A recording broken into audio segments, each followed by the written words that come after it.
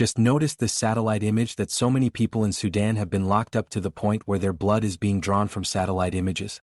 This struggle of Sudan is not new today, but it's been going on for about 2.5 years. There are about 140,000 people homeless. The United Nations says the world's biggest humanitarian crisis is currently underway.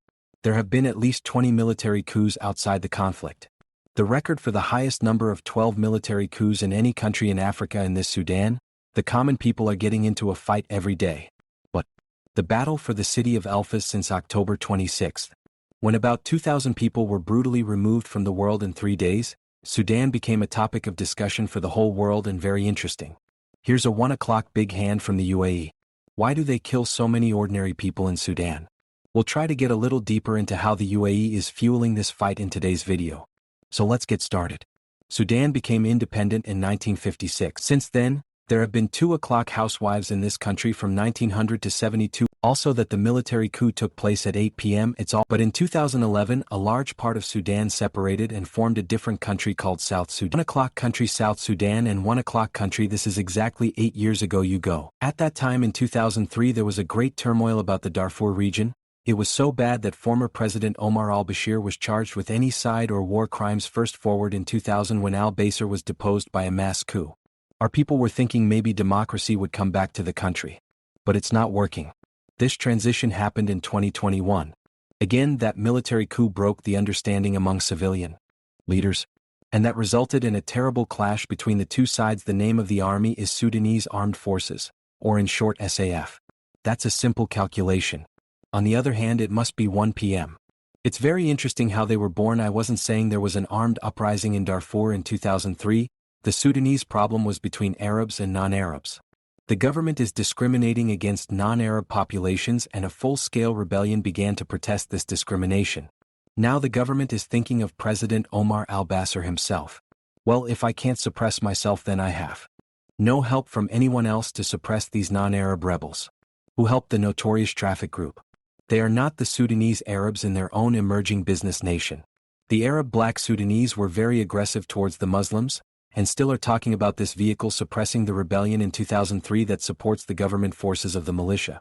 But what is President Bashir saying as a reward? Well, go in 2013. It has since been recognized as the Rapid Support Forces, or for short RAF.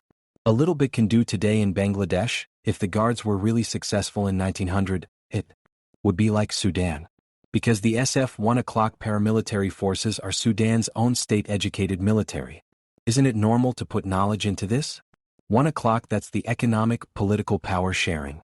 With all of this, the distance between the two sides is in an increasingly final stage and the whole country has established its grip on the entire Darfur region through the fall of this city.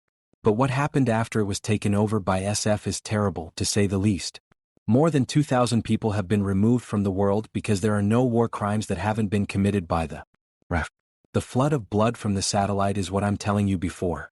You may have questions now, and SF has taken over this place. Why are they killing people here? Here comes the issue of racial hatred and conflict. But ethnically diverse 1 o'clock area, I'm already saying who are the Arabs and non-Arabs in Sudan, then Hussein and RSF, basically who they are, the Sudanese Arabs who can't see them. And this is the biggest complaint against SFA, that they want to attack. Unlike other populations, the Muslim nation will be the only one in Darfur to occupy the entire region, Human Rights Watch said, and SFF wants to make this nation completely calm. However, the question you may have now is, where does so much funding for weapons come from? Here's where the UAE comes from. Brother Burj Khalifa Abu Dhabi is all but this country, but there's cruelty hidden inside it.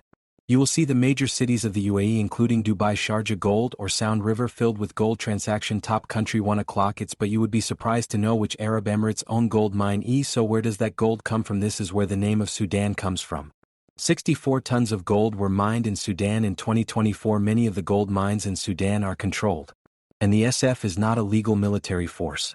They extract these gold illegally to different countries. These batches of gold reach countries like South Sudan, the Moon and Egypt, and it's not just legal shame in the hands of the left. The amount of gold that is legally exported also accounts for 90% of all areas in the United Arab Emirates held by their military.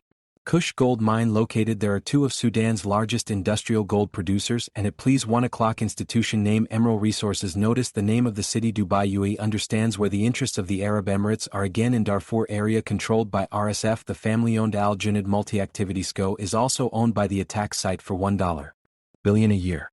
As Ami says, at least 150 kilograms of gold is mined every month from the killers on Darfur's southern border. These are smuggled into the city of Ruga, South Sudan. He then gave this information to a former engineer who worked directly in the UAE through Uganda and Kenya.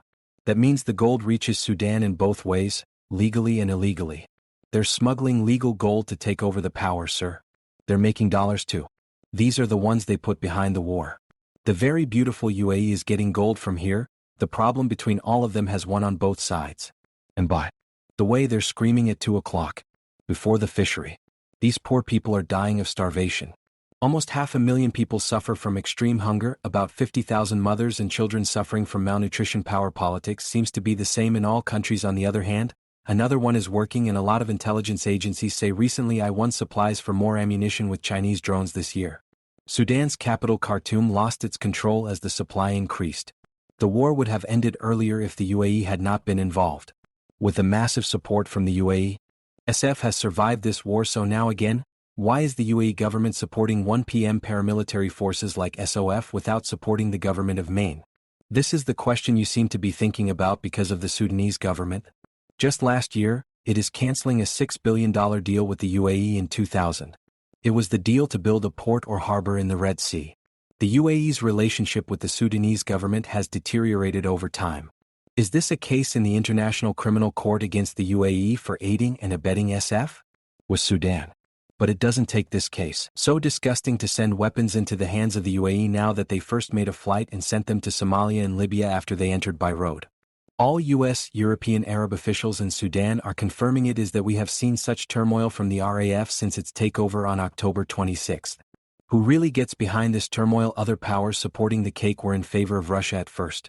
Now there is SAF in addition to Russia, Saudi Arabia, Egypt, Turkey, Algeria, Iran. They support SF.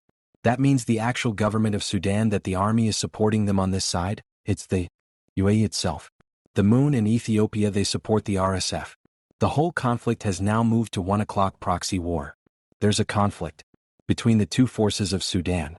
But the game is played here from many other countries and victims.